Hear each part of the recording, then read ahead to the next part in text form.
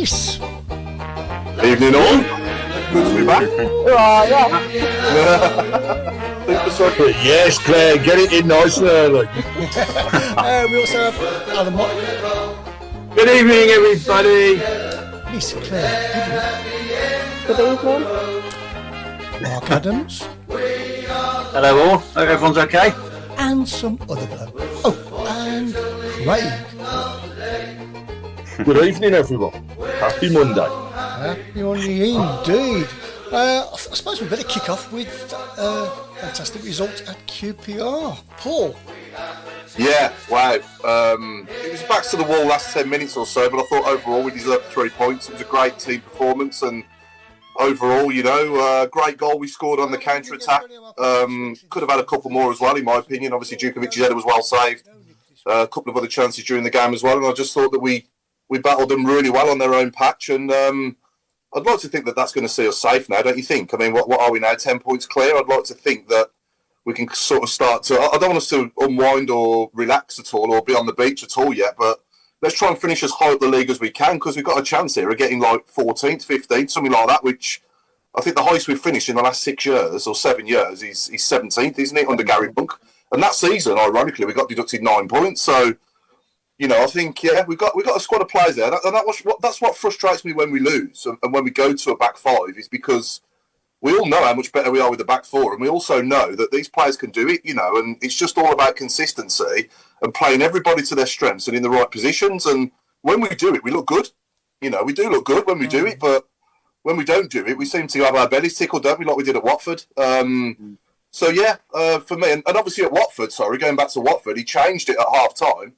And changed it back to where we should be. But it was just too little too late, wasn't it, at 2-0 down? And really, if we'd have been more clinical that night, we could have got something out of that game as well, if we'd have put our chances away with Trusty and Scott Hogan's one-on-one. But yeah, overall, it's been a respectable season so far overall. Obviously, we've not been in good form since the World Cup, but let's have a good run now from now till the end of the season. It looks like some of the lads get their form back. They're getting back to form, and, we're starting to look pretty good again. Yeah. What about the sudden re-emergence of Roberts? That was a joy to watch, wasn't it? Him and Long together as a centre-half partnership looked very good, and I'm not sure, was that the first time they played together? Correct me if I'm wrong. Yeah, it is. Yeah. So that could be something that we can work with. I mean, I personally wouldn't change anything now in the next game. Obviously, we've got 2 weeks off, so just leave it as it is for the next game. Personally, that's what I'd do. And that's what I would have done at Watford as well after we beat Rotherham personally. But, he decided to go with the back five at Watford. And if you're going to invite better opposition onto us, then we will get punished like we did. That's what I couldn't understand, Paul, at Watford. I mean, we had such a solid base against Rotherham, and why that was dismantled and, messed with, I don't know. But just echoing what you said, we look so much better with the four at the back. I mean, I mean, you can go back to... Yeah, you can go back to August December shows, and I was like a broken record, when every week when we were playing the back five at the start of the season, and then when he changed. Going back to the Watford game, the way we played on the Saturday, i.e., we were up and at them, we got energy in the team, got the 2 youngsters, and great, go to Watford, and we take the 2 kids out the team. We stick an extra defender in, and we stand and look at them. Yeah. And we're 2-0 down before we've had a kick. We had no shots by half-time. No shots by half-time. Put the kids back in, change the formation, and we should have been 4-2 up after quarter of an hour, second half. Yeah. We should have been 4-2 up.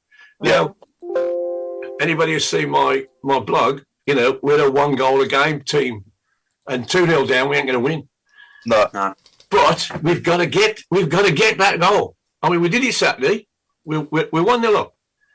And I've got to say, it was the worst football match I've ever seen us win. It was dreadful from beginning to end. And but only because we couldn't score again. We had enough chances by half time to be 3 or 4 up, and we're gonna do the Blackpool on them, but we don't. And okay, they were shocking. They played rubbish. We played okay. And, I was never sitting on the... In fact, I was going... I was looking at my watch, not because I was frightened I was losing. I just wanted to go home. It was awful. But, hey, never knock a win. 3 points. Thank you very much. Yeah, doesn't matter how you win, does it, at the end of the day? But No.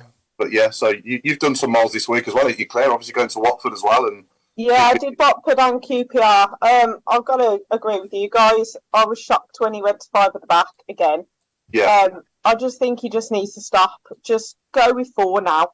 And everybody looks really comfortable. Everybody looks like they know what they're doing.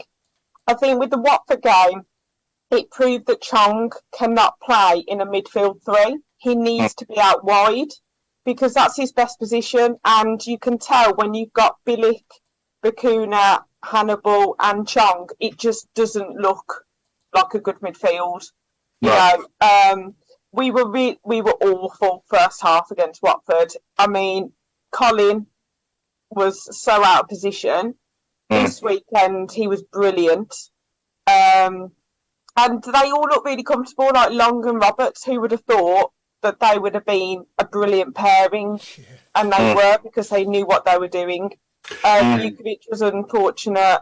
The goal was good. Kadra again on the wing. He's not a striker, so he's playing where he needs to play. And I just think it just looks so much better. But Scott Hogan at the moment, that miss he did against Watford, you're one-on-one with the goalkeeper.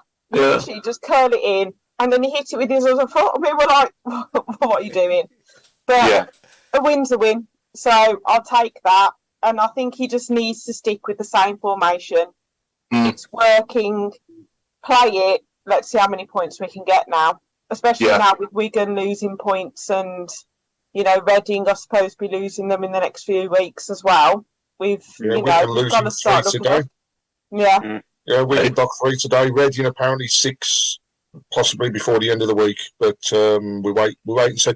Should always say never rely on another team to be for us to stay safe. But actually, this year, I think Eustace has done his job, hasn't he? I mean, he was tasked to come in to keep us up, and he's done that. I'm not going to say he's done it at a canter, but his record actually is on par with arguably some of our better managers. I think he's now gone ahead of Monk actually in terms of points to games ratio.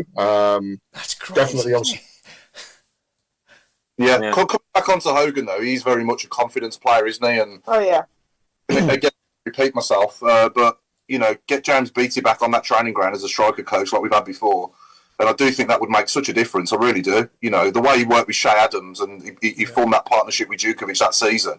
I know Jukovic is 5 years older now, but he's never relied on pace, has he, Jukovic? As a player, he's not much different really to what he was then, and I think if you got Hogan and Jukovic as a partnership going again like we did for a few games under Pep Clotet, then we might just see that partnership come back with the right coaching. And I'm not saying we haven't got good coaches, because we have, but I just think that a specialist striker coach should be as important as a goalkeeper coach, in my opinion. Because if you're going to score goals, scoring goals, Mark, is an art to the game, just like goalkeeping, isn't it? Yeah. I was going to say, do we think quick straw poll? Do we think Hogan will be here come August? Is his contract up? That's something I'm thinking. I don't think his is. I think his is another year. I can't imagine him leaving. I can't imagine him leaving. I just think he's just really lacking confidence. And I think, would you have Sam Cosgrove back with Yuki there, or is I don't think I would, to be honest. I don't know. Is Hogan still our top scorer?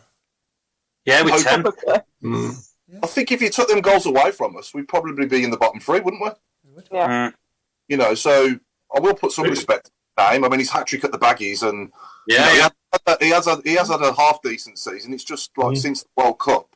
I mean, I'll put it on Bielik's name as well, since the World Cup. And Bielik, he's coming back to form now, which is great to see.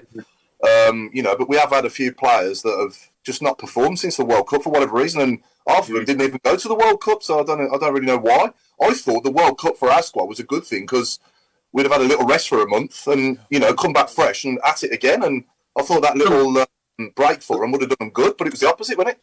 Complete opposite. I mean, to be fair, even if Hogan doesn't score again, he's still technically in double figures.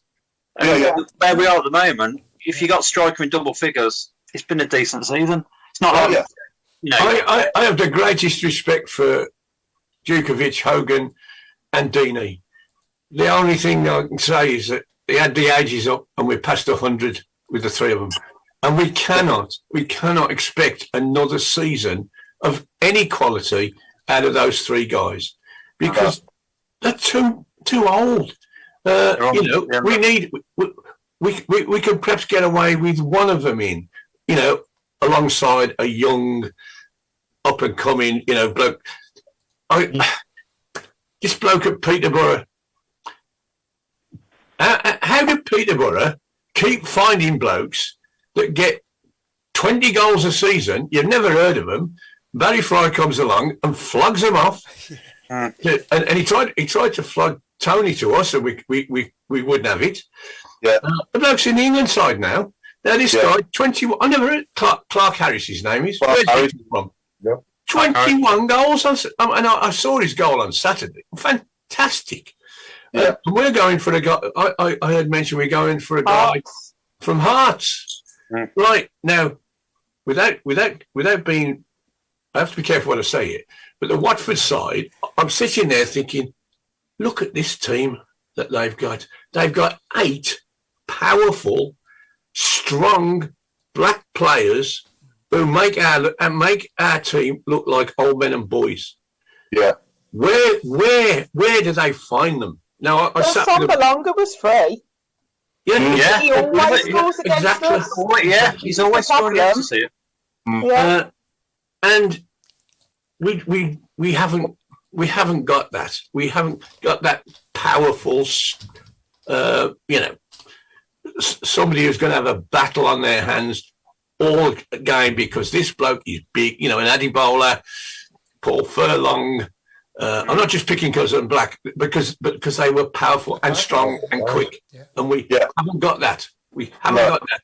We seem to not go for like League 1 or 2. We don't seem to take a chance on somebody. We seem to go up to Scotland, which, no offence to Scottish football, but it's not the greatest, is it really? No.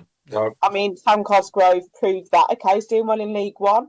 But why don't we find these? I find that at the moment we've got a lot of high 30s, and then we've got kids. We haven't really got like 25, 26, 27, 28, where actually they're in the peak of their career. We haven't got that. Spot on. There's no in between. Sorry, Claire. Going back further, I mean, I would rather take a punt on a League 1 player than a Scottish Premier League player. Yeah. And I'll give you an example.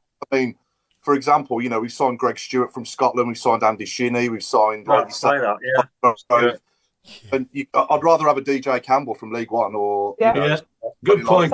Good point, Paul. Yeah. That's some very good examples of that. I mean, in my opinion, DJ Campbell was better than all them three put together. Yeah, he was. Yeah. Let's be honest. Greg Stewart was appalling. Yeah. Shinnie was average. There's a massive golfing class between League 1 and the Championship, but you've got more chance of it working out from League 1 than the Scottish Premier League, in my opinion. Don't get me wrong, there has been some good players in Scotland. I mean, we've had the likes of Ferguson, Burke, Caddis, and all these players started in Scotland, but they went on to other clubs first, didn't they, before we got them, and they were proven at this level. You had Burke from Cardiff and Ferguson from Blackburn, and obviously they'd proven themselves in the English game before they came to us. And obviously we got them later in their careers. But if you're going to take a punt on a 21-year-old now, I'd rather do it from League 1 definitely than the Scottish Premier League. Nigel Manners. Go on, Chris. Like even the Premier League academies, everyone seems to take ours. So isn't there somebody that sat there going, I'm not getting a chance. Why can't we try with? Do you mean you're going to get them for cheap? Yeah. You got to try and take people from others. We just don't seem to do that. Don't seem to. We've took Hannibal, haven't we? And other Yellow. All these kids have come from the Prem. Obviously, the under 23s in the Premier League, and also some of them obviously first team squads. But But yeah, I just think we're crying out, aren't we, for a new sort of signing up front that's going to come in and excel, be a breath of fresh air in the team. That's what we need. Somebody who's going to come in, maybe get 15 goals in his first season and then kick on from there. You know, that's what we want. Yeah. Somebody with a pace up there that can finish. We haven't had one since Shay Adams, have we, really? No. Not really. No. I mean, look at Jamie Vardy. I mean, he, rose to the rank, he's right at home in the Prem. We haven't, our scouting there, we didn't need to find anyone like that. But Shay Adams is another example. We signed him from League One of Sheffield United. Yeah. Another great example from League One because he hadn't played in the Championship before we signed him, had he? No. So, these young kids, there's got to be somebody down there that's doing well in League One or League Two that's worth a shot. We have had some that haven't, but we have had the odd one that hasn't worked out, like Matt Green and Wes Thomas, like that. Isaac Vassell. But, overall, I don't think we've done too bad. I mean, even Steve Claridge, going back even further, was from the lower leagues, wasn't he? From we signed him from Cambridge, didn't we? Cambridge, yeah.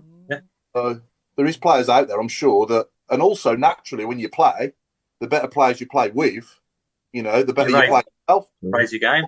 And the better coaches you work with, obviously the more they improve your game as well. So it's definitely worth a shot, in my opinion. That is in the summer if we can. Craig, worth seeing what this new recruitment team as well can do.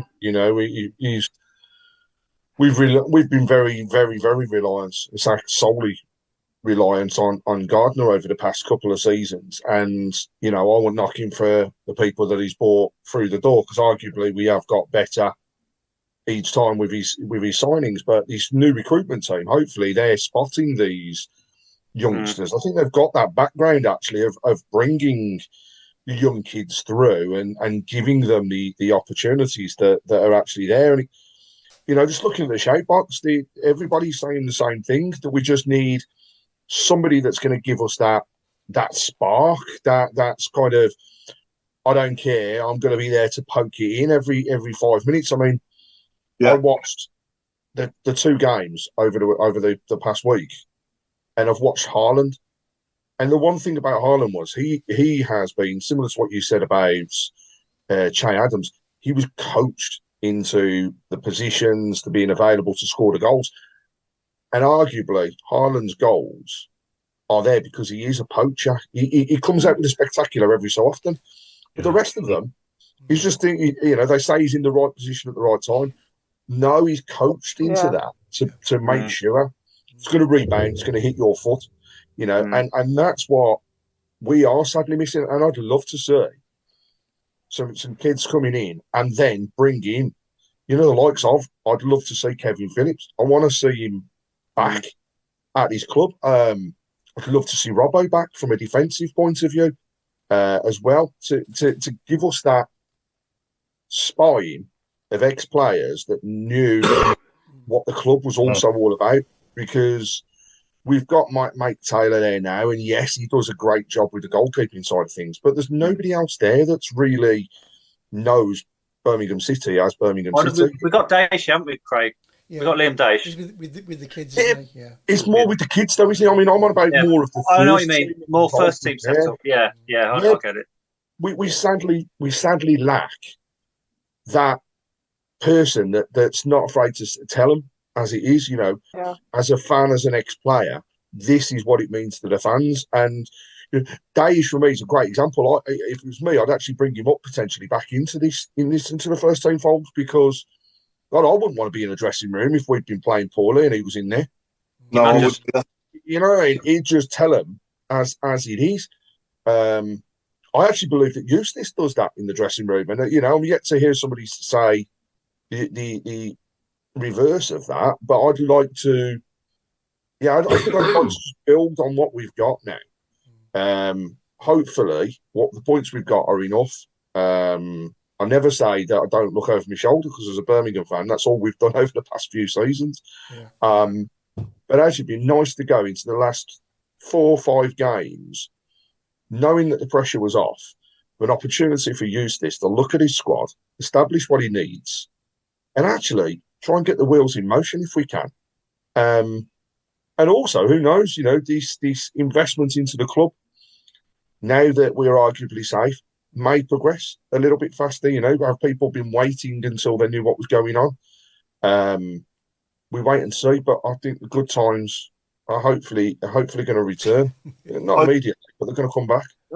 Would you rest? Would you like play some of the I think would you not play the lone players and just try and play some more of the kids that could be coming through in the last 4 or 5 games? Yeah, just to butt in there. It's been mentioned on YouTube a few posts regarding when are we going to give the kids a good run. Get the kids more involved, save getting players in. Yeah. They end up no good, says Lee Harvey. Yeah. I'd bleed them. Like Claire just said, I'd bleed them slowly. You know, get some sub minutes here and there, and get me in and around the squad, even if they don't play, just to learn. You know, and yeah, why not? You know, a few games time. You know, just give them a chance, give them a few starts, or give them a good half an hour. You know, we've got nothing to lose really. Once we, you know, I think we're virtually safe as it is. Mathematically, why not? But yeah, Alfie Chang's a great example of that. You know, we've given him his opportunity. And I think we've actually probably looked more sure in midfield when he's been playing than for the past few games. And it's that opportunity. George Hall, when he came on, you could see that he had that drive. And I know he's rapid anyhow, but it's still got that little bit of edge about him that he's not ready for 90 minutes. But do you know what? Give him half an hour, build his confidence, bring him back through. The pre-season's a great time to do that, isn't it? That's when you bed, or end of the season, pre-season. Yeah, there's your time to bed the youngsters. See what they're worth, I just hope, sorry, Mark, I just hope now that we stick with the same person, like give John Eustace a few seasons. You know, because just, you know, getting rid of the manager every summer and 8 players go out, 8 players come in. And it's just like Groundhog Day every single sort of, you know, June and July when they come back from pre-season. It's a whole new squad again. And I just think if we're going to go forward and try and finish above 19th for a change, you know, we need to do something a little bit different than what we've been doing in recent years. And in my opinion, you know, we need to give John Eustace a fair crack of the whip now. Give him a few windows and give him a good run as the manager of the club. I'd love to see him stay. You know, 5 years plus if he's going to be good enough overall to take us forward eventually, hopefully. And top end. Sorry for jumping for. Yeah. I was just going to say I was chatting to some of the lads at work who went to watch Coventry at the Blackpool, and they were on about Mark Robbins, and yeah, he's a really good blueprint. Yeah, Eustace could follow in the same footsteps. Not a massive budget. You know, he brought a lot of kids in at Coventry, and they're absolutely flying. Yeah, they are. Yeah. Why not? Why can't Eustace do the same sort of thing? Exactly. You know? Yeah. He's still learning himself, though. He's fairly young, and he's obviously only managed Kidderminster Harriers before he's come to us. And I know he's had a manager's role in the Championship, but you know, when we look good under this guy. You know, we really do. But when we look bad, there's no in between, really. Is we're either really good or really bad. You know, most of the time when we're really bad, he's playing that dreaded back 5. Comes away from that and sticks to a back 4 and plays players to their strengths and has a little bit of luck with injuries as well. Because I will say that we have had a bad run with injuries as well and suspensions and stuff like that. And I think this back 4 as well, for me, the only sort of downside is that Austin Trusty is a better centre half than a left back. But, you know, I think... I'd play him a left back. I think he is good at left back. I'm not saying he's not a good left back, but he's a better half. Oh, yeah, definitely. But then you've got the options then. I mean, Wolves are saying Sanderson's available. I'd snap him up straight away. Trusty, I'd buy him as well. I don't think we'll get Hannibal. I think Hannibal will go to France because Marseille want him. But at least it's the back line is where we need, you know, Dean's going to go. Long, is he maybe going to stay? Would you give him a year deal? You know, at least then the back line, you're kind of thinking, okay, we're not too bad in that area. Let's sort other places out. Yeah. I'd give Dean another 2-year contract. If he'll drop his salary, I'd give him another 2 years. Yeah, I would. I think Long is getting better by the game, though. Every time he plays, he has a better game. That's what he played. He's getting his fitness back, isn't he, Paul? But he's played, was it sort of like 28 times in 13 years or something? Yeah, something stupid. Yeah. So he'll end up doing that here in about 9 months, won't he? Yeah. You know, how old is Harley doing? Is he? Say again? Harley Dean? 29, isn't he? Harley Dean's about 32 now, isn't he? 31, I think. How old are you, Claire? Can I hold up a cap?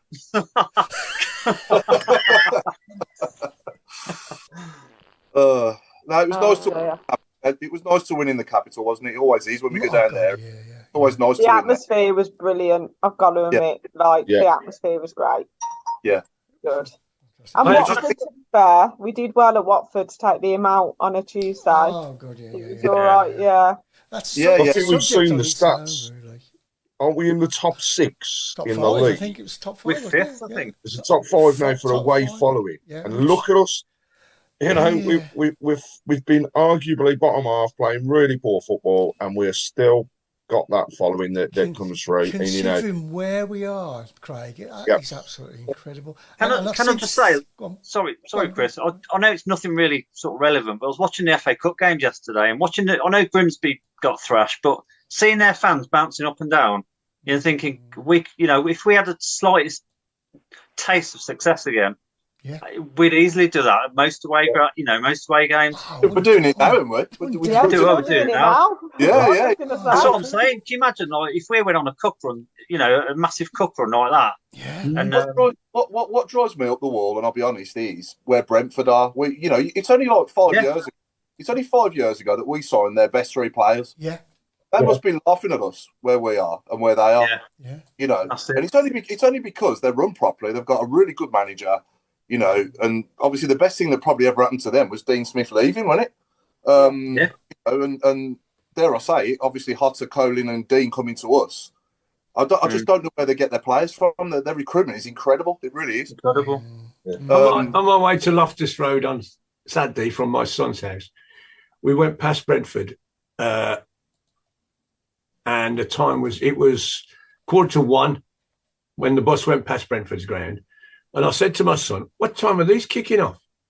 Because there were so many people there. I thought, it must be a 1 o'clock, 1:30 kick. But the place was crawling with people. There was still 2 hours to go before the kick off.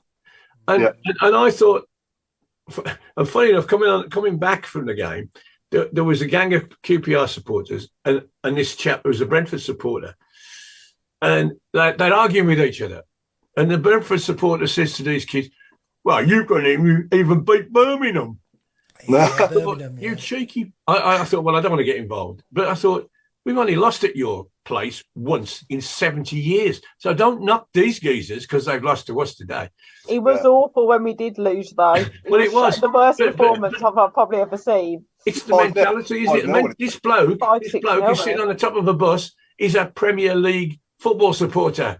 And everybody else, can go and fly the kites. And I'm thinking, 2 seasons didn't we win our last? Well, we always win at Brentford, apart from once.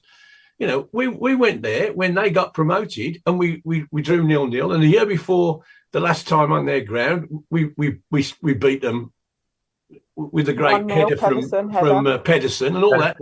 And they're swanning around like they're King Kong. To be honest, that much difference between going that way and going that way, isn't there? I was going to say, a lot of bad blood stretches back to 95, doesn't it, with the Barry Fry? They've never liked us after that, have they? Well, we had Granger to the league and all that. Yeah, we had a Granger off them as well, didn't we? And exactly. Granger, we had loads of their players off them over the years, haven't we? Nicky Forster, DJ Campbell, Yeah. You can go back years. But I think, seeing the likes of even Brighton where they are as well, and these clubs ain't as big as us. They ain't got the fan base we have.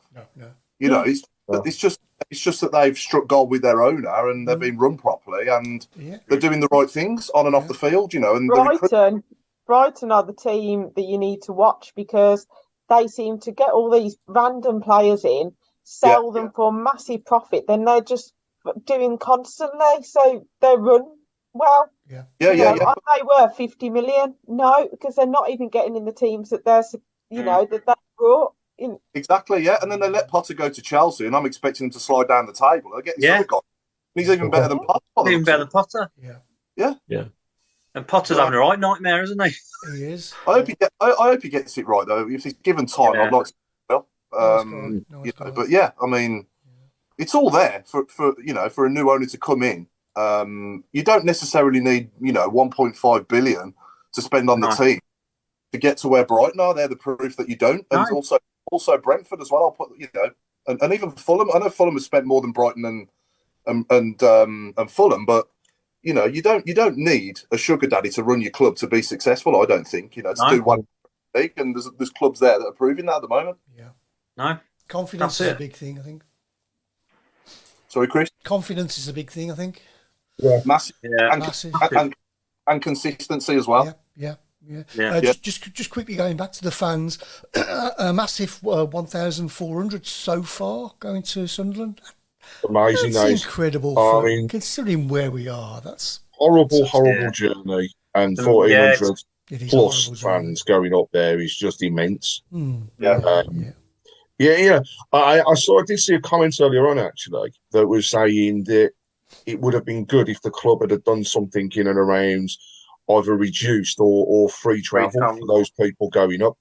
And whilst I couldn't agree more, I think it's that cost of that funding, unfortunately, that would stop us from doing it. But I mean, it's just brilliant. All these people going up, and I think the amount of people that travel on the coach, the experience that you have on the coach, not like players' experience on Saturday with 4 hours to get to London, but just to think actually, we could have got to Sunderland in that time. Don't forget. No. I didn't even get a break. I went in a McDonald's. Couldn't even get a McDonald's on the way. I nearly got to New York in that time, Claire. I know, it broke my heart. What I wanted was a McDonald's on the way. Then I had to stay 4.5 hours. Selling gin then? I didn't know they'd started selling gin.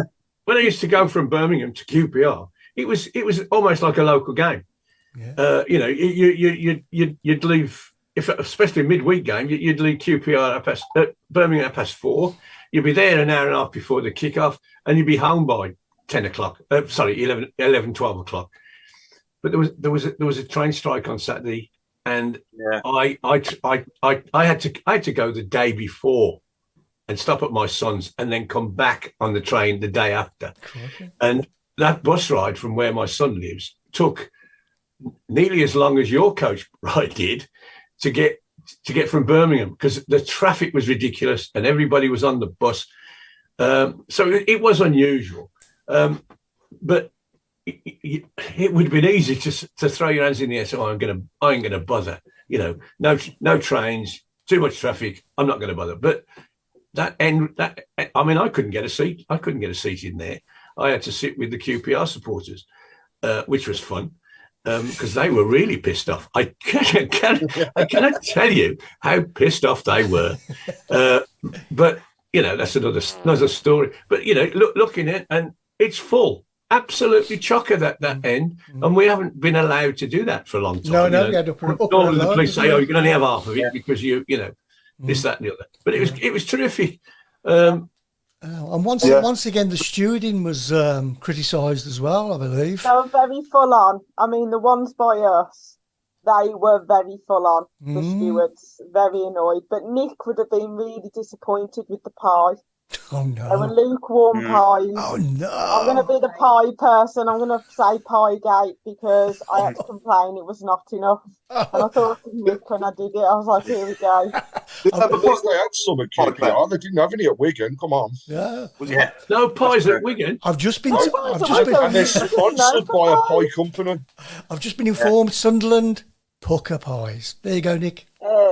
Yeah. Do they have any street food, Claire? No street food. No street food. Nothing. It was all literally. It was like I went back about 40 years. It was the worst one was Watford.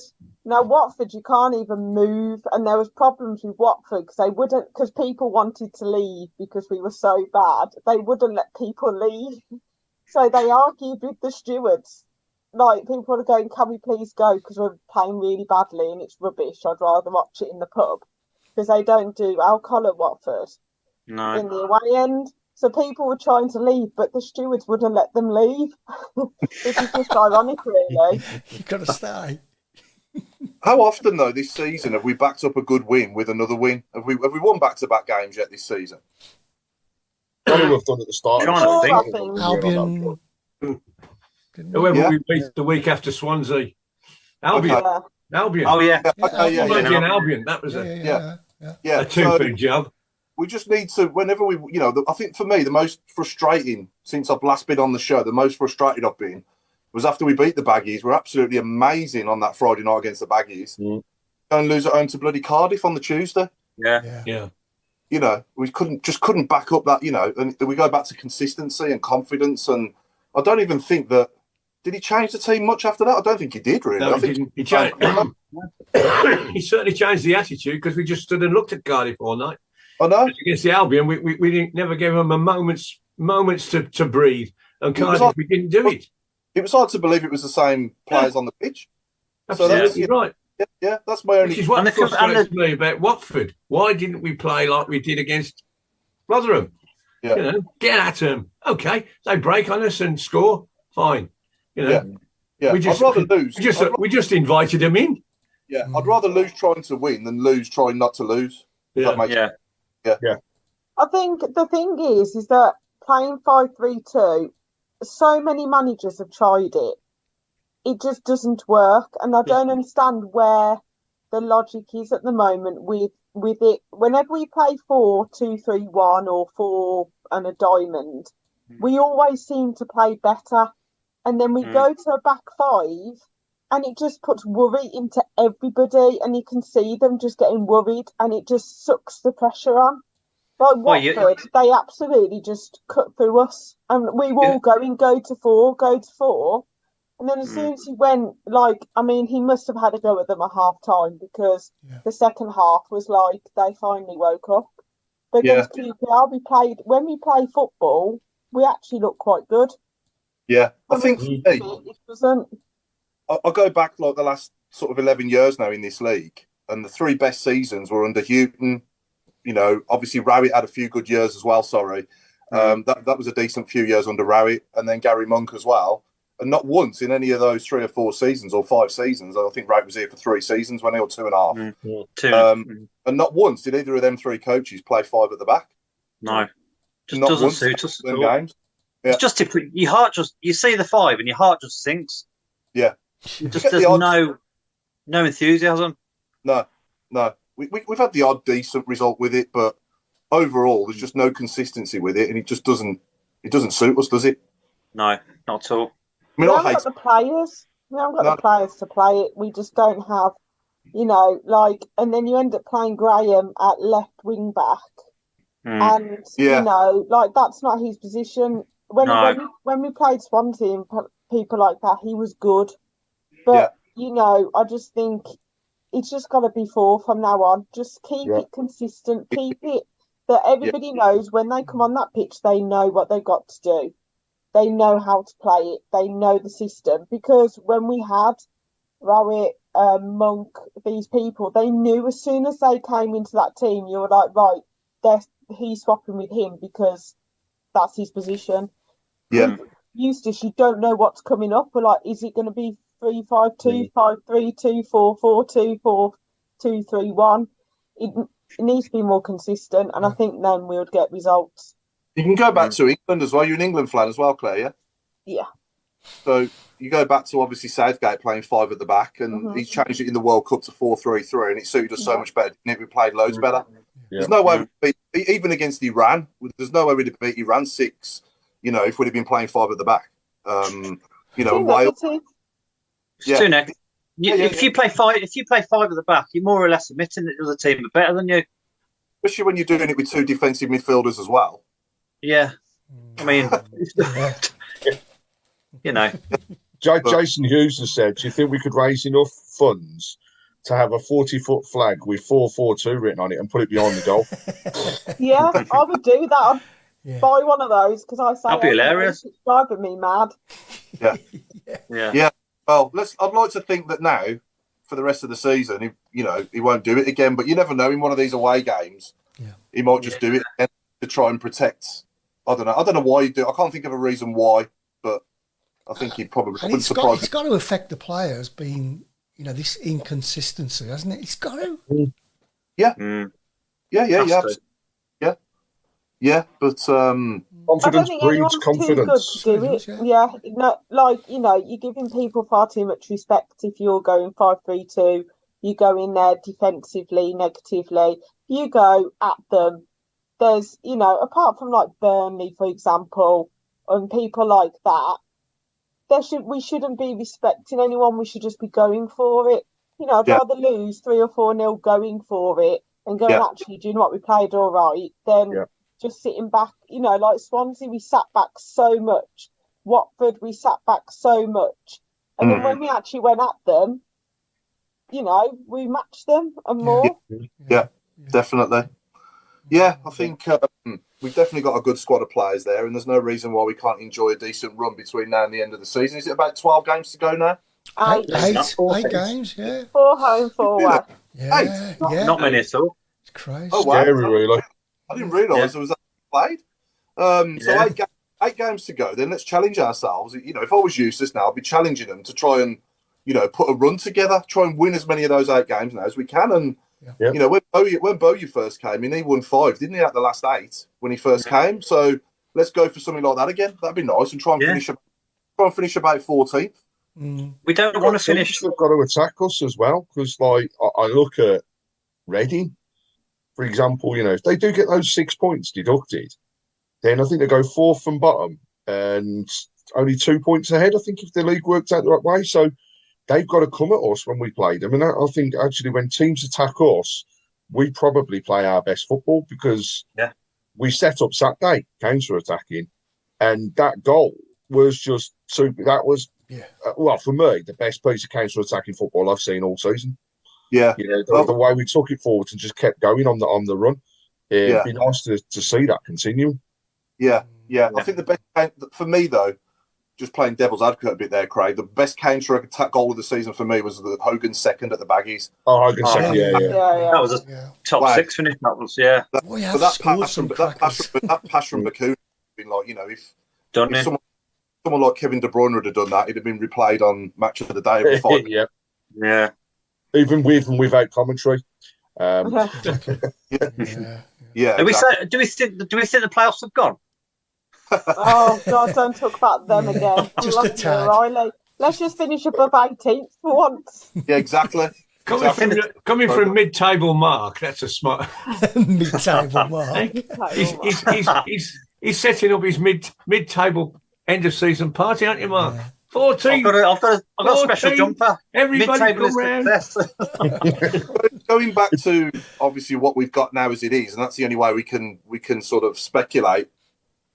How many of these players are we going to have next season that we've got now? And what kind of team? And what kind of team can we put out now with players that are just ours, that are not on loan, or players that we think will be there next season? Well, even now, we only got 12. If we get rid of everyone, isn't it like a really 12, 13, 14? If that. How many loaners did we have in the starting lineup Saturday? Not many. Kadra, Hannibal didn't start. Trusty. Hannibal didn't start. No, didn't start now. About 3, I think. Okay. Which is good. Billy. Yeah. Obviously, Ruddy's got another year. Trusty won't be here. Long won't be here.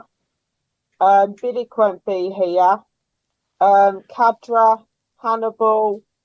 I'm trying to think who else. I think that's Long about 8 or 9. Dean's obviously wasn't in. I think Long will be here next season, Claire. I would sign him. He's got better. I mean, when he first came, I was like, oh dear, what's going on? But he's just a typical old school, get it out. He doesn't he will just kick it out, which is fine by me. Do you know what? Just get rid of it. I never thought I'd ever say Long and Roberts played really, really well. I never thought that would even be in a sentence together. But because they played for the back, I mean, they put head on it, they put their foot through it. And sometimes you just need to go back to old school defending, and I think we did. Yeah. And I think, he took his goal well as well against Rotherham, didn't he, Long? The way Chelsea. Well, he scored. He's chipped in with a couple of goals, hasn't he? The FA Cup goal and that one. So it's nice. It's nice. Our central. I think, or maybe I hope, that the only one of the loan players that we've got now who won't play next year is Hannibal. I think all the others will get. Yeah. Do you reckon? I do, yeah. Depends how much they are. We need and the about amount that goes in for them. We'll need at least 10 million to sign them all, won't we? Yeah. Maybe. I'd have Kadra in a heartbeat. He would be one. I'd have Kadra Kadra. and Trustee would be my top two. Yeah. Sanderson, I think will have. Sanderson could be a done deal. I think we've probably already had the discussions and know what it's going to take, but he's already been told by Wolves, hasn't he? You're free to go. So it's now about us being able to give him a package that it's not going to match every single team that comes in, but it's got to be about a package that's financially beneficial, but also we're given the opportunity to play. You know, there'll be plenty of Premier League sides, bottom half, and probably those get to be promoted. They'll be looking at him thinking, yeah, he could do a job. If he ain't going to play, is he going to go? So, and his age, he wants to be playing. My only worry with Sanderson is he's a bit injury prone, isn't he? I mean, we've had him on and on both occasions he's got like long term injuries. Yeah, just about to say that. And Paul, he was on about, there's only 8 games left. Let's go for as many points as we can. We've still got this points deduction hanging over us, so maybe that's what we've got to do. Of course we have, yeah. I don't think we've got points deduction, have we? Well, it's still hanging over us, isn't it, at the end of the season? Well, we don't know what's coming, do we? We don't know what's coming. We still don't know. We still don't know what's coming. If they were going to deduct points, they'd have done it by now, wouldn't they? They wouldn't deduct just after the season's finished and say, "Oh, you finished 14th. Here's 10-point deduction. You're down." They wouldn't do that to us, would they? They'd say it's the EFL, and we are Birmingham City. We could start with it. That's the problem. Yeah. Well, let's start next season. We don't want that. Yeah. No, we don't want that either. No. I don't think we'll get a points deduction. I don't think so. Think it'd be a slap. I think And a fine. they might be holding on to see if this takeover can happen, and if the whole thing happens, I'm not going to say it's going to miraculously disappear, but the slap across the wrist will happen at that point in time, because it keeps the EFL clean of anything that might come back. Because I still think any points deduction, and we'll argue it, and I think we're not going to sit there and take it if they've been involved and ultimately haven't followed up on what has been passed to them in the past. You couldn't do it. It's like digging themselves a grave, wouldn't they? But hopefully I'm not proven wrong. But I just believe it'll go away at some point in time. If we just go like that, stick our fingers in our ears and go, no. Then it's not there, Go away. It's not there, yeah. Sometimes we've got to do that. Yeah, Craig, this Jeremy Dale consortium is more of a takeover, isn't it, than an investment as well? So he's got his consortium together, and he's trying to actually take the club over, isn't he? And do the whole thing, and that certainly won't happen overnight. That'll probably take a few years, won't it? Well, I mean, what I'm hearing, and it is all hearsay at this present moment, but what I'm hearing is that he is not just in it for the sake of the investment. He wants the club. He's got people at the moment that are waiting in the wings to come in with him to support it. That funds would be available, but then it goes back again. So you can put as much funds into the club as possible, but we can't sign the players because we're not bringing in the income. So there's still that to get over. But yeah, I think he's a genuine guy. This one has been very, very quiet. We've not had the press announcements on the car park. We've not had people standing there with, I know it's out of the window anyhow, but we haven't had people going, "Oh, we're going to sign these players. We're going to get this person in, this person, this person." I think he'll do a really good job, and I really do believe, as a Birmingham fan, that he's got the club at heart. Yeah. So that's the other thing we've got to look at. And Chris, while we'll talk about fans and clubs at heart, I think it's probably just a time at the moment to shout out a message that we had from one of our listeners, Simon Ford. Sophie. Yeah, maybe you could elaborate on that. Yeah, because you know the story. Yeah, so may or may not have seen, especially across the press across the weekend, that unfortunately young 15-year-old girl was sadly killed in an accident. Now, the young lady, which is what she was called Sophie, and she was a massive Birmingham fan, coming down to the games with her uncle, as I mentioned, Simon Ford. Now, as you can imagine, for no age, first of all, and the family are absolutely broken by what's happened. Yeah. But as a way of remembering Sophie, the family are asking that at the next home game, that on the 15th minute, there's a round of applause and her picture to appear on the big screen.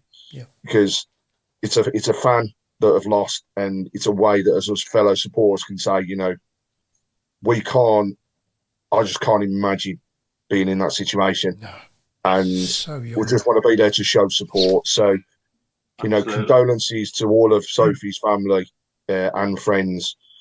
As supporters, we just want to show, you know, the love that's there. So on the 15th minute of the next game, please, and we'll get some notes out or close to it, but 1 minute's applause to say, you know, rest in peace. But that sadly happened 2 minutes from my house. And Sophie went to the same school as my daughter, Sophie, 3 years above her. So, it's just so tragic. And they were laying flowers outside the school this evening as well.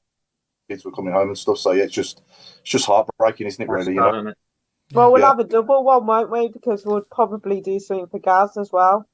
Yeah, Blue Noses in one in a not very short amount of time. Yeah. And obviously in recent days as well, we've lost Paul Mitchell as well, haven't we? Obviously, who made that one mistake in his life, but I don't think that defines him all overall. You know, he was a Blues fan as well, like the rest of us, and I think he deserves a mention as well.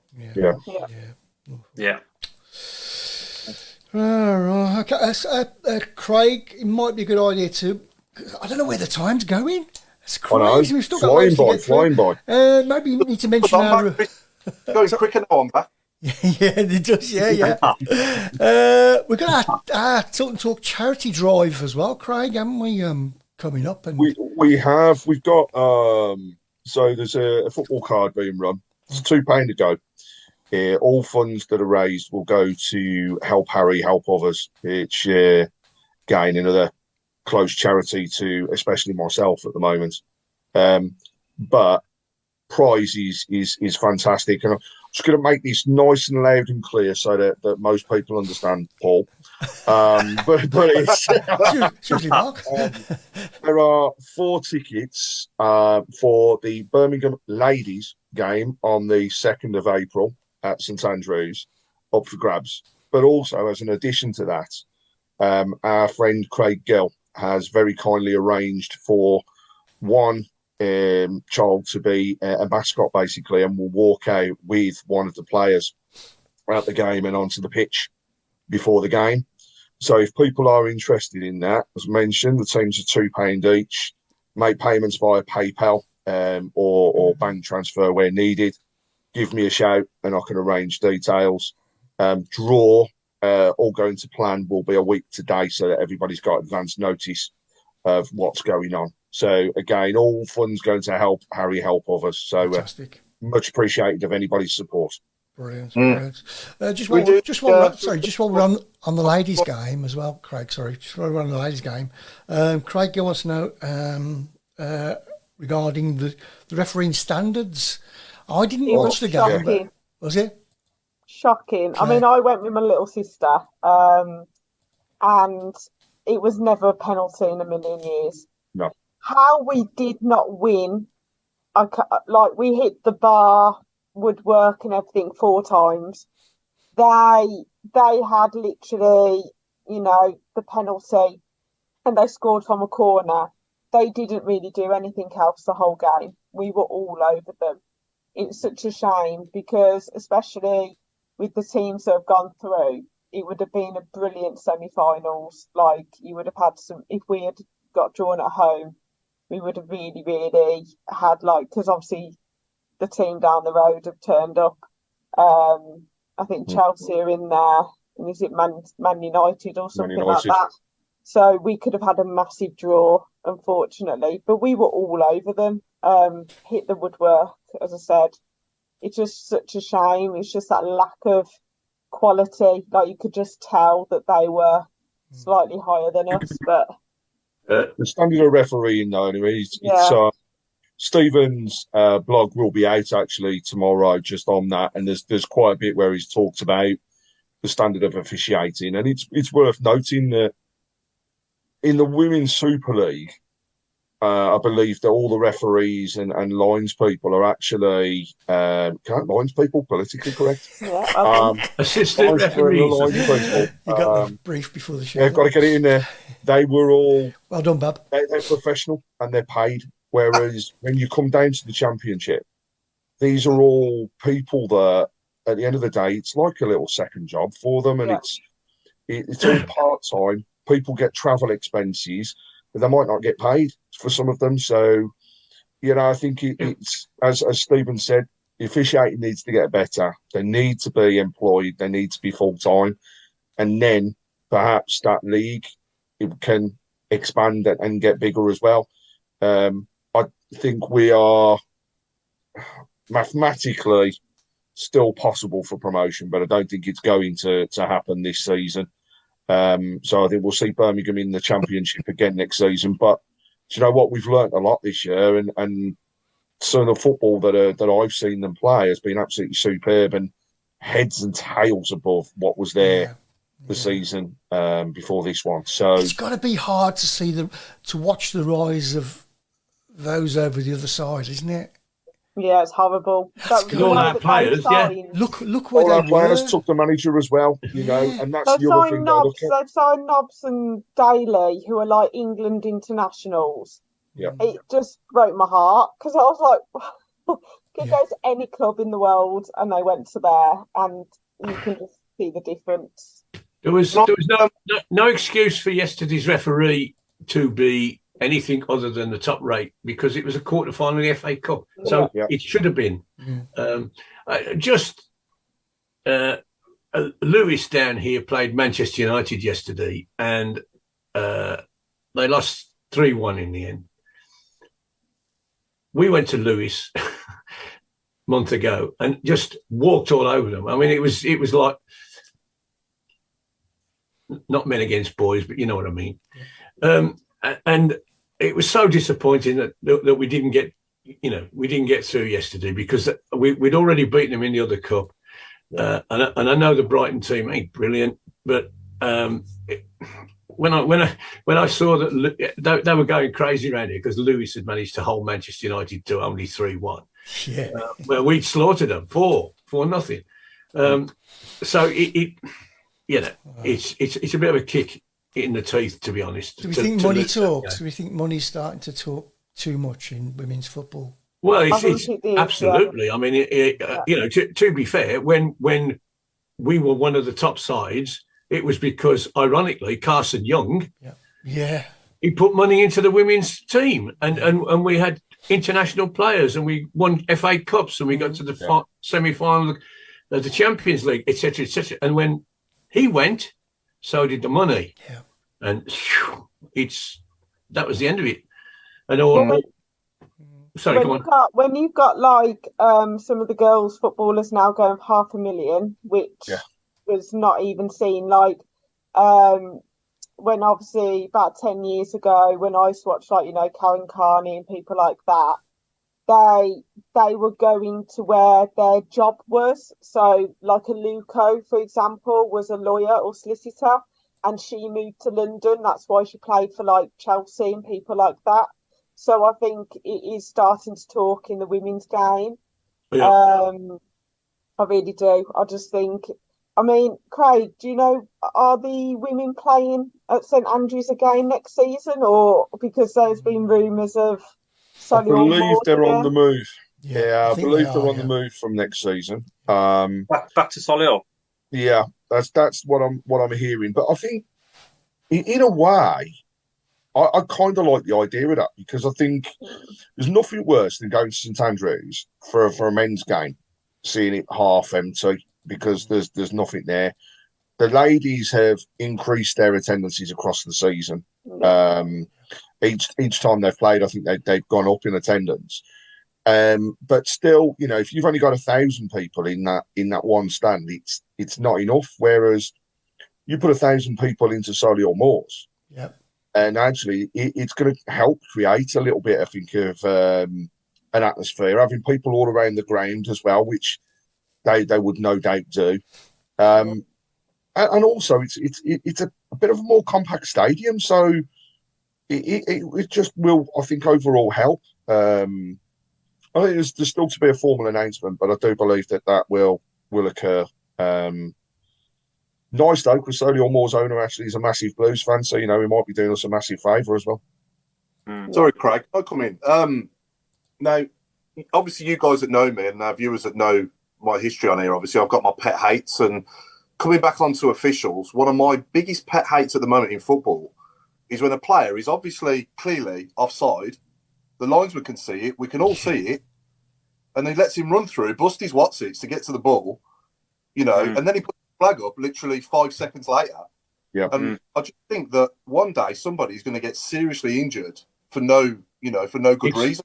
It has happened. It has happened a couple of times. Pickford and Van Dijk? Not in big games, but it has happened where you know the goalkeeper's come out and took the bloke out, and then the flag's gone up. Yeah. Oh yeah. Stop, like, you know, holding the flag down and then putting it up and seeing the guy, you know, waste energy for one, and also put himself at risk of getting injured. I just don't get that rule at all. No. I understand, like, if somebody else went for it, but when it's obvious that player's going to go for it and win it, I don't understand that rule either. It's just, and then you just go, well, he's about to put the flag up anyway. Yeah. It's happened a couple of times down the Blues, isn't it, this season? I mean, it's VAR, isn't it, the main point? They do in the Premier League in case they're onside. But when it's so blatant and obvious, they should just put the flag up. But I do understand why, because sometimes, you know, it might be split decision, and then, they go through and score. Yeah. But otherwise, when it's obvious, then no, I certainly agree with that. 100%, yeah. And obviously, just on officiating. On officiating as well, I know it's not Birmingham related, but I've got to say, Alan, I totally agree with your comments. I think the referee at Old Trafford yesterday was completely right in what he did. You're spot on. The encroachment of the manager towards the VAR screen, right? We don't know what else was said, but at the end of the day, something was said that resulted in him being sent off. The player stopped a goal-scoring opportunity, so he should have been sent off. And I'm sorry, I hope they throw the book. Absolutely. Your striker, because you may have offered a referee, you're going to get a yellow card, but as soon as you lay a hand on that in any other place, any other part of the world, is assault. So at the end of the day, you should have the book thrown at him. So that red card was right. I would say one thing about the referee. He had a clear view of the handball. Yep. And did he think, I'm not sure, so I won't give it and wait for the VAR to get me out? Now, what he should have done, he should have given that. Handball, penalty, red card, clear off. Let's get on with the game. And VAR would have looked at it, as they did, and said, you got that spot on right, mate. And none of the other stuff would have happened. There'd have been no protest from the manager. You'd have had no nonsense from Mitrovic.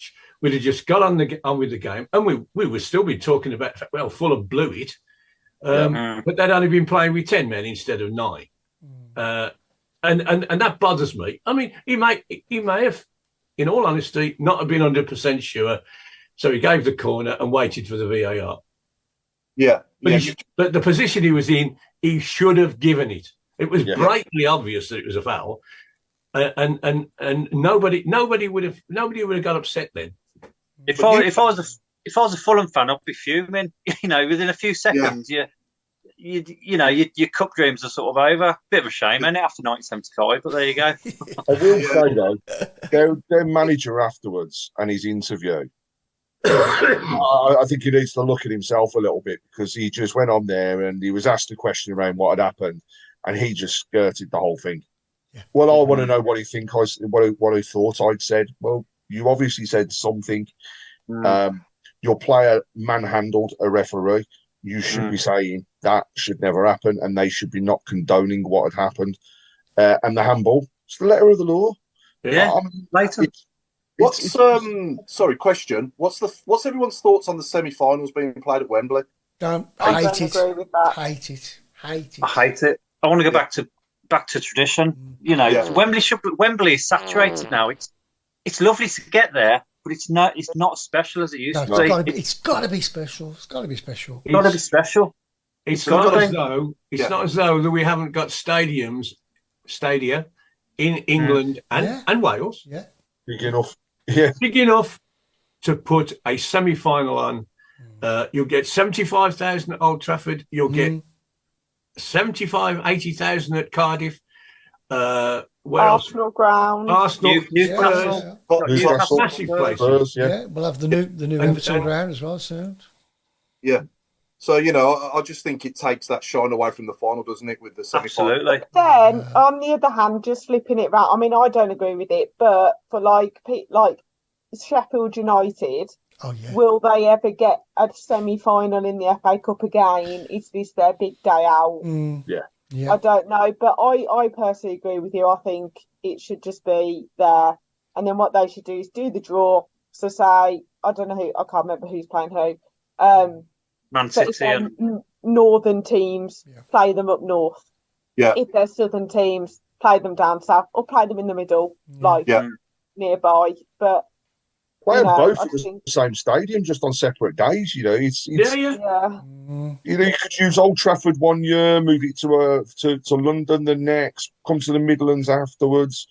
You know, give everybody a go at bringing in some additional revenue, because that's the other thing. It's it helps all around. I think that's what it's all about at the moment, is the revenue. I think they've got to do another 15, 20 years before Wembley's paid for itself. That's the only reason they do the semi-finals. I know it's the age-old question, but do you think in our lifetime we'll ever see Blues in a semi-final again of the FA Cup? In our lifetime?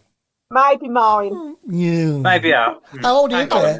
How old are you again, Claire? How old are we all? I can't remember. Get down, I'm 23 next month.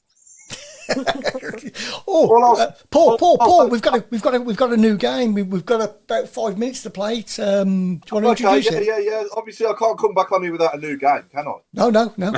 I've got it lined up. And Mark Meredith, it's not bingo. I'm sorry, the game is not bingo. So everybody's probably seen it anyway on various channels and pages and stuff. But basically, I just wanted to get everyone to have a go at basically start, sub, and sell. Okay, so I'm going to name 3 players, and you can start one, you got to sub one, and you're going to sell one. And in what order are you going to do that between Christophe Dugarry, Michael Forsell, and Kevin Phillips? So there's your 3 players. Start, sub, sell. Come on then, guys. What would you go for? I'd probably... Shall I start? Go on then. I mean, shall I start the game? Not me start. I'd start Forsell. Yeah. I'd have sub Dugarry, and I love Kevin Phillips, but I'd have to leave him out of the squad. I would second that. That would be my suggestion as well. I'm so torn between Dugarry and Forsell, because Dugarry was just, when he first came on loan, he was, mind you, Forsell was magnificent as well, but Dugarry was just, wow. He was just on another planet. Yeah. It's so hard, isn't it? But would you have him come on if you needed you needed some creativity, and Forsell would do most of the running? You got Forsell to come on if you need a goal, though, ain't you? I know, but Dugarry can bring you a goal, but Forsell's probably got more legs. Yeah. Of the three, and just talking about what they did for us, Kevin Phillips would of the 3 did more as a sub than any of the other 2. So he would be my automatic sub. And then we can argue about the other 2. Pete Taylor, start Forsell, sub Dugarry, sell Phillips. Michael Wood, start Kevin Phillips, sub Forsell, and sell Dugarry. Lily Pad, start do Gary, sub Forsell and sell Phillips. Jason Hughes, start Forsell, sub Phillips, sell do Gary. Oh, I think I would, if it was me, I'd start for Sal, I'd have Phillips, and I would sell Dugarry. And I think the only reason was he was a truly fantastic player when he was on loan. Soon as he became permanent at the club, you weren't the lost same. heart. Yeah. And I think that, to me, is the difference between the others. You know, Phillips ran his backside off, and at times we saw him run until he couldn't run anymore. Forsell always popped up and was consistent. Arguably, in that season, our best player, apart from his injury, which, you know, without his injury, he'd have stayed at the club, I think, a little bit longer as well, and had more of an opportunity. So for me, Forsell, Phillips, Sal Dugarry. Yeah. An interesting one. There is a few different opinions there. There is, isn't there? Yeah. Do Gary World Cup winner, different gravy? I agree with Richard Whitehouse there. He was different gravy. He was. Came in. Sell to Gary for 100 million to get rid of the owners, says Paul Gill. Can I just say though, you've seen Kevin Phillips, where's he got his hair from nowadays? Because that's come from nowhere. Same place as Wayne Rooney, from what I've heard. I might have to find out. Special shampoo called I might have to find out who they are. Imagine me with that. Yeah, a lot of people have said about Kevin Phillips. If only we could find a young Kevin Phillips to play for us now. Hey, Chris, I thought you were going to say a lot of people have said about me wearing a wig then. I can see a plane ticket to Turkey behind you, Paul. Yeah. Paul, I was watching some old Tilton talk shows over the weekend before the weekend, and you're the only one that looks the same. Yeah, I can imagine. Yeah, no change. Everybody else have got some hair, no hair, some teeth, no teeth. You, mate, totally consistent. 10 years, totally consistent. Still as handsome. You still look the same as when I first met you standing behind me. Yeah. Saying, who's this bloke? Didn't have to talk through his backside. Mark, on the other hand, his hair's gone from his head to his chin. So, you know. Hang on, I know what you're doing. Turn around, Mark. Show him your spot. No, there you go. I've got an idea for the last 15, unless somebody's got one. Oh, far away. Okay, so as Nick's a bit poorly, I thought football and medical conditions. Football and medical conditions. That's going to be really hard. Andy Cold. Andy Cold. Very good. That's a good one. That's me done. That's it. That's done. You're one every week. Yeah, I do one a week. What about Fluid Donowa? What about Daily Adibola? Oh no, that's my old one. Yeah. Yes. Dealey Adibola. Yeah, it's a good one. Very good. Marcus Rashford. Delia Adacrona. Heart attack of Midlothian. Very clever. Delia had a bacterial infection. He always comes in, then he bless him, Delia. It's brilliant. Brian Cough. Walter Pandemic. Walter Pandemic, yes. Paul Heart Attack. Wow. Delia had a bowl of paracetamol. Really had a sick bowl spread, so probably better. Danny Shih Tzu again.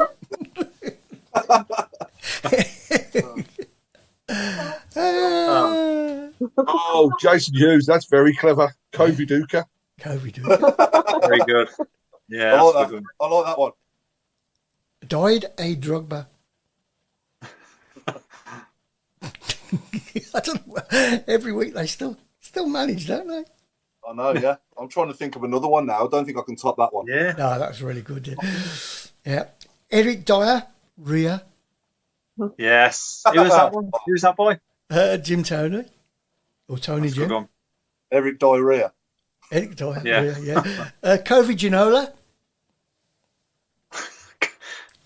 Oh, I should have had this ready for the diary one, shouldn't I? There you go. So, we've got the international break coming up then, haven't we? Yes, indeed. Can't wait for that. Yeah. Italy away on Thursday. How does a team nearly at the bottom of the championship end up with having about 9 players on international duty? Incredible. Who are they playing for? I know, yeah. And they'll all come back jet-lagged and injured. Yeah, I will. And the ones that stop here training will get injured in training. So we were lucky to get a team out by the next week. Yeah. Brian whooping cough, hepatitis bramble, sprain Rooney, very good. Dan Scar. Dan Yeah, that's a Scar. good one. Very clever. Just before we go as well, Anthony Routley is doing a collection of Easter eggs for underprivileged kids. If you can get them to St Anne's, they will take them off your hands. That almost rhymes. If you can't get into town and you've got some Easter eggs, you can always drop them to me at my unit. I'm down Acox Greenway, so just message me. So let's try and get a few Easter eggs for the kiddies. Good stuff. Nikki, irritable bowel, but alopecia Schmeichel. Dan Bust, leg. I'm just going to put in there Jimmy Hemorrhoid Hasselbank. Very good. Simon Sprainrod.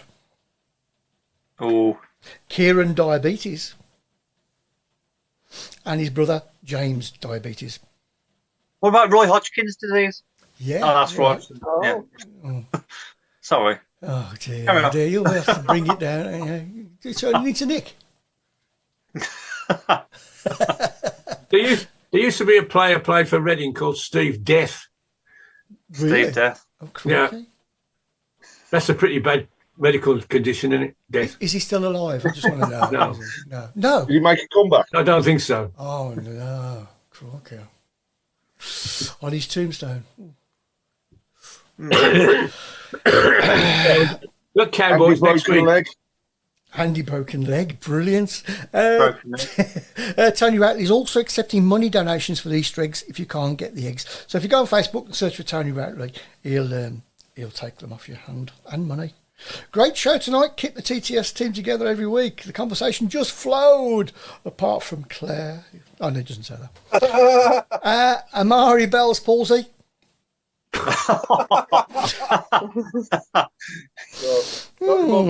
Tommy Measles. Emery can. Oh no, can't. Claire, I had that a year ago. It ruined my good looks, didn't it, Chris? What did? Oh, yeah, he did. Paul had it, yeah. What? Yeah, I had a Mari Bell's palsy, you know? Oh, You did, yeah. crikey, was that a year ago, Paul? Yeah. Bloody hell. Yeah, he did. There we go. It hasn't affected you at all, has it? Boys. Since You then. look like it. Oh, here's a good one. Delimentia. That's a good one. Very clever. Hodgkin's lymphomagoma. What about Lee Cramp? Lee Cramp. Yeah. Hannibal palsy. Did Sunderland play at Stroke Park? Broker Park. Just trying to think. What about It's Darren? quite honest, Darren, it's mind you, no, it's not an illness, is it? A stretcher. No. Yeah. So, Paul, you're the only England fan here, apart from Claire. What's Go on, Anna. what's your thoughts on the game? I think Italy away. Oh, that'll on, do. So let's move on. Now go on. Italy away on Thursday will be tough. That'll probably will be the toughest game of all of them. But it's been a long time since we beat them. Now I don't even know when the last time was. Alan, any idea? I would say the year we didn't qualify for the World Cup, so that was in the late 70s, 78. We beat them 2-1 at Wembley, but it wasn't enough to qualify. In Italy, though, I think we beat In Italy? Yeah. Well, the last one I can remember is 1960 when Jerry Hitchens was playing. We beat them 3-0. Yeah, I think even Southgate himself said it's been a long, long time since we've won there. Years, hasn't it? Yeah, so let's hope he can, again, I'm going to say it, broken record. Let's get at them, go forward at the back and take the game to them, and hopefully we can do them some damage, Will a lot of fans actually travel to that game? Yeah. Yeah, they normally do, don't they? Yeah. Oh, yeah. I know Davo's a big England follower. Yeah, of course. Yeah, he goes out. Yeah. Nice to Jude score. You get to Rome quicker than Loftus Road, Claire. Yeah, I'd rather go to Italy. Yeah. But I mean, as an England fan, it's exciting times. We've got some good players. Whether we quite got, the right coach, I'm going to say, and the right sort of defenders to get over the line and actually win a major tournament, I'm not so sure. But I think Southgate overall has done a great job in the time he's been here. Yeah, so he's got us back in the business end tournaments. Because people forget how bad we were when he took over. Yeah. He does. He's a bit of a selection person, though, isn't he? Like Maguire, for example, and sadly Pope can't play, so Pickford probably will be in. Rashford's all of a sudden out. Sometimes you do wonder, is he playing the right players? But people seem to play well for England. Stones plays well for them, and see what happens. I agree. You got to go at them, see what happens. Yeah, but is it his last chance, Paul, Claire?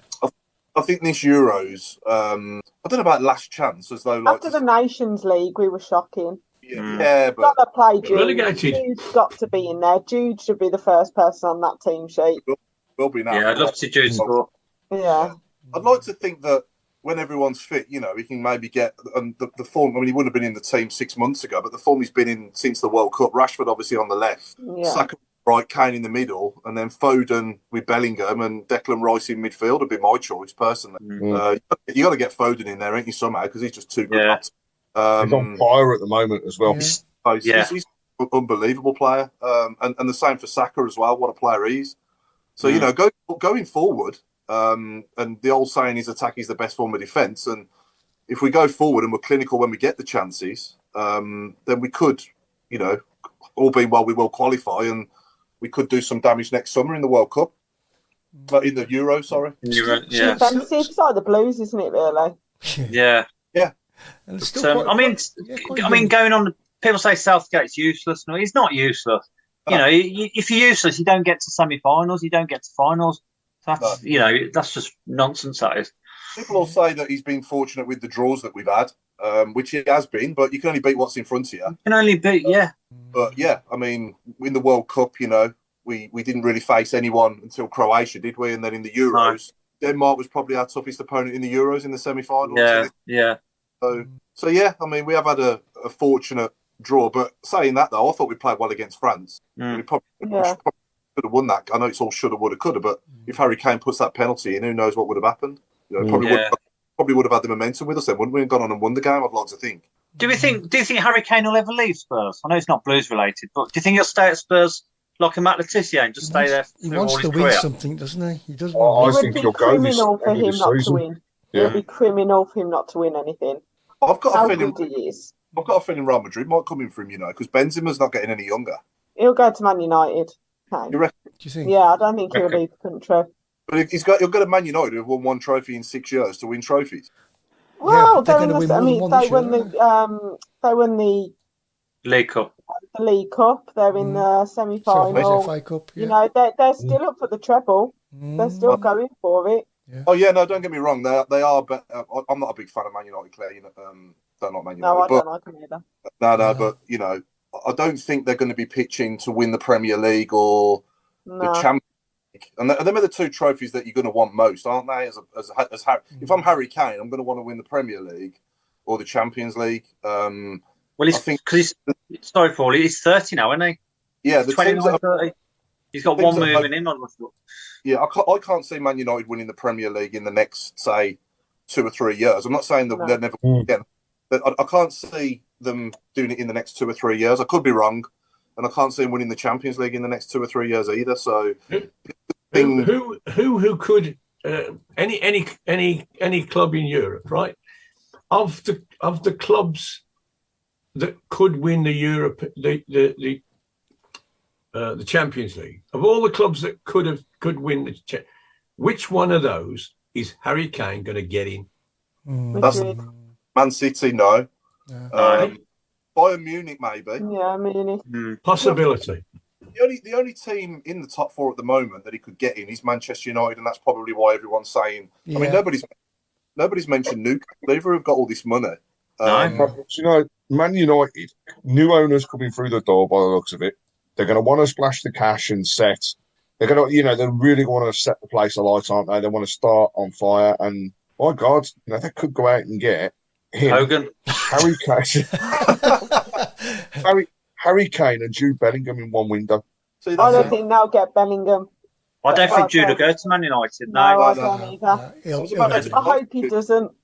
No, I hope he doesn't. No. I hope Jude goes to Real Madrid, to be honest. I don't know why. I just love to see Jude in Spain. Yeah, I think it would suit him. We'll get a bigger cut of the fee if he goes there as well. Yeah, it's right. Yeah. European team signing him is more money, isn't it? Mm-hmm. Yeah. I think you've got more chance of winning a Ballon d'Or, haven't you, at Real Madrid as well? Team going to Spain, yeah.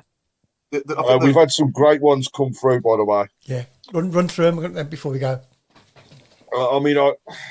We can say this one, but Ray Hobro, genital water Candiani. Then we've also got John McCarthy injury, John kidney stones, Harry broken kneecap, hernia Crespo. That's a good one. Yeah, that's mine. Then I'm keeping that one. Lee Cramp, Gary Parkinson's. That's a good one. Peter Pancreas disease. I think the one from Railbro is quite a good one, isn't it? Martin Migraine. Yeah. Ninja. Pete Taylor as well. Gout Weghurst. That's very clever. Yeah. But now, coming back onto Jude, I think, Man City, Real Madrid, Liverpool possibly as well. Liverpool will be back. And for Newcastle, going back onto Newcastle, this is just general football chat now, isn't it? Mm-hmm. But coming back onto Newcastle, I think this is their biggest opportunity to get in the top four, because I do think Chelsea will be stronger next season. Yeah. Well, there we go. Thank you, everybody, for listening. So it's goodbye from Alan Watton. Goodbye and good evening, and God bless you all. Claire Giblin. Have a lovely week, and see you at Blackburn. And next Monday, obviously. Mark Adams. Yeah, have a lovely week, everyone. Look after yourselves, and see you next week. Craig Courtney. Have a great evening, everyone. Good week. Look out for some guests announcements over the next week or so. And come on, England. And our very special guest this week, Mr. Paul Hipkiss. Good to be back on. And good night.